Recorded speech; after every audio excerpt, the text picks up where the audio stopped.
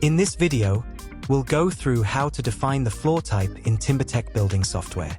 First, head to the Define bar, then select Floor Type from the menu. A new window will open where you can input the characteristics of the floor. There are three main floor types available: joist floor, solid wood floor, CLT floor. We'll go through each one step by step. For each type, you'll see different input options depending on the structural system. We'll explain how to choose the right one based on your project needs, whether it's a timber frame with joists, a solid wood slab, or a CLT panel system. If you choose to create a joist floor, the first step is to give it a name. For example, let's call it first floor. Next, select the material type for the joists. You can choose from options like C24 softwood, hardwood, or any other timber type available in the material database. This selection is important as it affects the mechanical properties and performance of the floor system. For this tutorial, we're using softwood C24 as the material for the joists. Next, we'll select the width, height, and spacing for the floor beams. In residential projects, these values are often based on experience and the standard sizes available from your glulam supplier.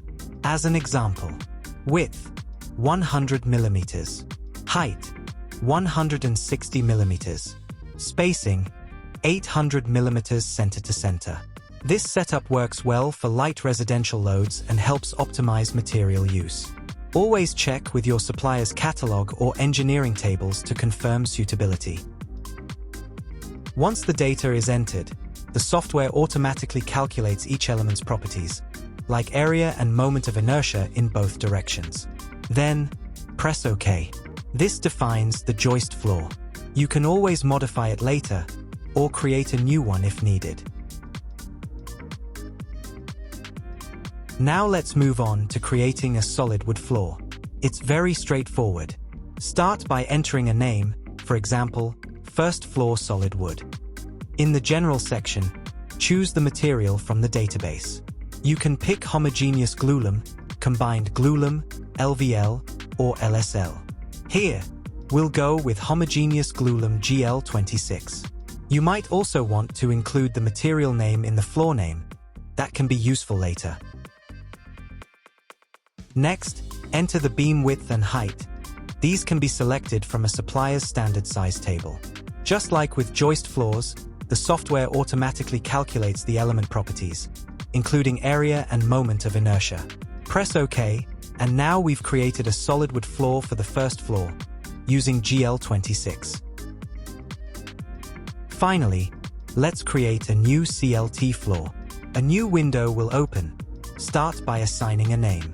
This time, we'll include the supplier name, especially useful if you work with more than one. For example, I'll name it CLT Floor, Dolomite, Level 01. Next, select the panel cross-section. You can use the filter or directly choose your manufacturer. Then, pick the preliminary thickness and define the layer thickness.